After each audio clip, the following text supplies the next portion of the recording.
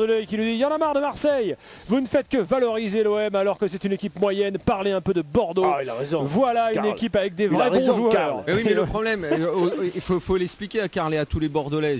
Moi j'ai été le premier à en être désolé, je te l'ai dit Gilbert, on en a parlé entre nous, pourquoi Bordeaux machin. Alors le match s'est passé sur quoi ce match là? Sur kiosque. Sur kiosque. Donc déjà très compliqué à voir.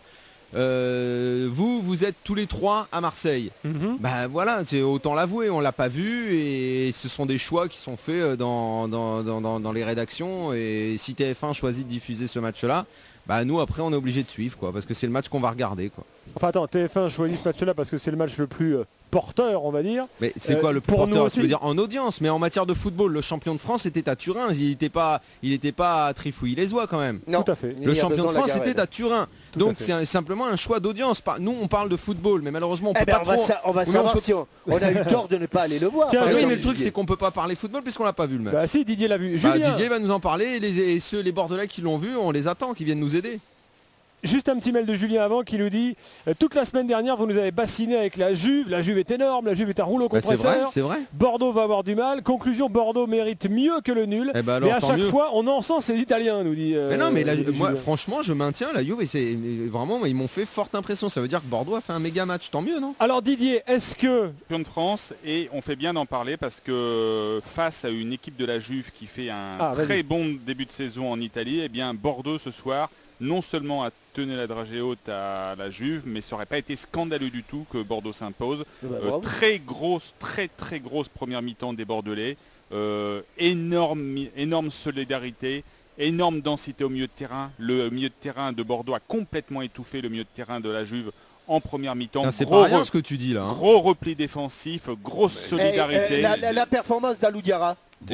Énorme match d'Alou Diarra, Jean-Michel. Oui. Qu'ils aient étouffé, c'est un exploit, mais bon, il y avait du nombre, de la qualité, de la quantité pour les étouffer. Oui, non, Fernando, vraiment... Diarra, Plasil, Gourcuff et Wendel. Ouais, mais comme par hasard, ce sont des milieux de terrain qui savent faire quelque chose quand ils ont le ballon dans les pieds. Non, mais il y a vraiment eu une très grosse densité, une très grosse... C'est surtout, je crois, ce qu'il faut retenir de ce match, c'est l'énorme solidarité collective de cette équipe de Bordeaux, surtout en première mi-temps.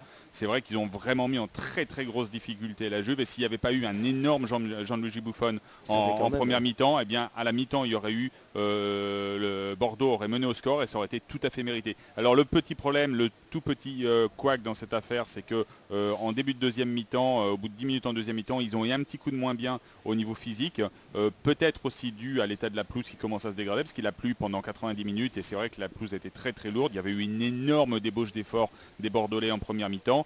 La Juventus en a profité immédiatement pour remonter un petit peu, pour presser un petit peu plus haut, et c'est sur un ballon perdu par Fernando Menegazzo au milieu de terrain, récupéré par Cannavaro, qui a été très bon ce soir d'ailleurs, qui a réussi à récupérer grâce à ce pressing un peu plus haut de la Juventus, récupérer ce ballon, lancer immédiatement en profondeur Yacuinta qui a trompé Ulrich Ramé qui était rentré quelques minutes plus tôt suite à la blessure de Carasso. Ah oui, Ramé est rentré, tiens, Ramé... Oui. Et c'est grave pour Carasso ou A priori, on n'a pas trop compris, on parle d'un petit problème musculaire, mais enfin bon, c'est sur un contact avec Amaori.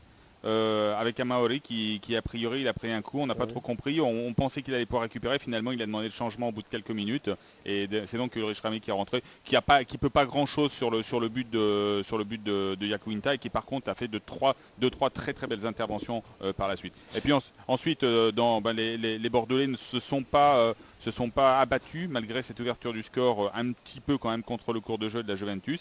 Ils ont bien réagi, ils ont repris leurs fondamentaux, ils ont bien repris la possession du ballon. J'ai pas vu les statistiques, mais ça va être intéressant à regarder. Les statistiques elles sont simples, c'est que ils ont fait au niveau de la possession de balle, c'est du 50-50.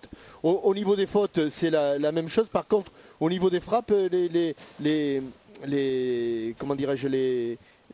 Turinois ont frappé 11 fois, 22 fois, 11 cadrés, et 14 fois du côté des Girondins et 5 cadrés.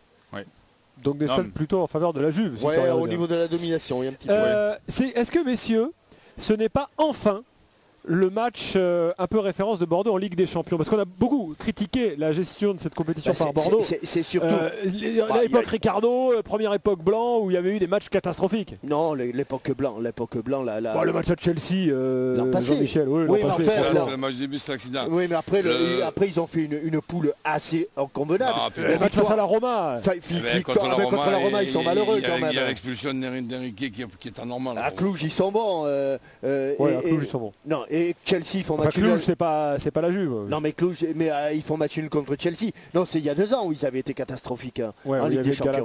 Ah ouais, là, ça avait été catastrophique. Non, mais ils nous avaient promis de ne pas faire l'erreur. Ils l'ont réussi. C'est quand même pour eux un sacré exploit. Et c'est vrai que on bassinait peut-être tout le monde avec les chances de Marseille et les grosses chances de Marseille et les petites chances de Bordeaux, mais tant mieux, on est content que Bordeaux réussisse ce genre d'exploit. Et ne prendre qu'un but contre le cours du jeu, c'est quand même, ça démontre quand même la solidité de cette équipe. Hein. Alors, il est toujours là, Didier. Il y avait qui devant? Il jouait qui? Jovinko, Amauri et... Comme c'était prévu. Jovinko en appui d'Amauri et de Yacuinta. Vous me direz 2 mots quand même sur l'absence de Diego quand même. Oui, Diego, Del Piero et Chiellini derrière. Et attends, et au milieu, quoi? Melo, Camoranesi, Marchisio. Non, Camoranesi est rentré en fin de match. Marchisio. Et qui l'autre qui a joué au milieu alors attends,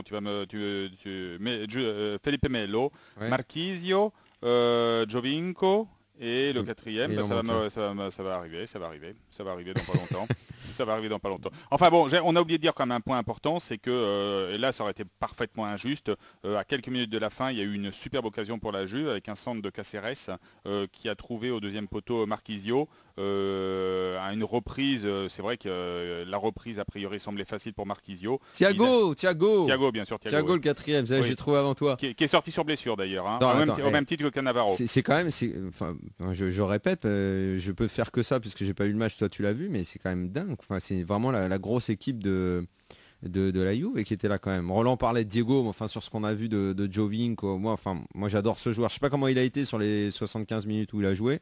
Non, il a fait ce qu'on attendait de lui, c'est-à-dire de mettre un petit peu de folie dans le jeu en accélération. Mais c'est vrai que c'est le genre de conditions climatiques qui avantage pas trop ce genre de joueur quand même, parce que le terrain était de plus en plus lourd au fur et à mesure des minutes, puisqu'il a plu d'une manière incessante pendant 90 minutes.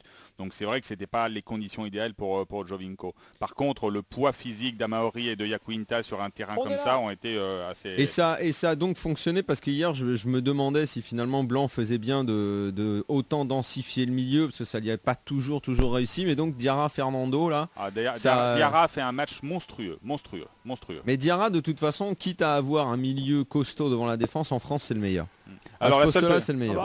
T'arrêtes pas de nous fracasser les mecs qui ont ce profil là, non, et puis... Je te dis... À tout prendre, celui qui est le meilleur en France à ce poste-là, et que si tu veux le mettre en bleu et tout, c'est lui. D'accord. Eric est là, messieurs. Et encore, moi je trouve que Diarra petit à petit fait techniquement beaucoup plus de choses qu'un paquet de joueurs qui sont à ce poste-là. Hein. Oui, moi je préfère Lassana personnellement, mais bon.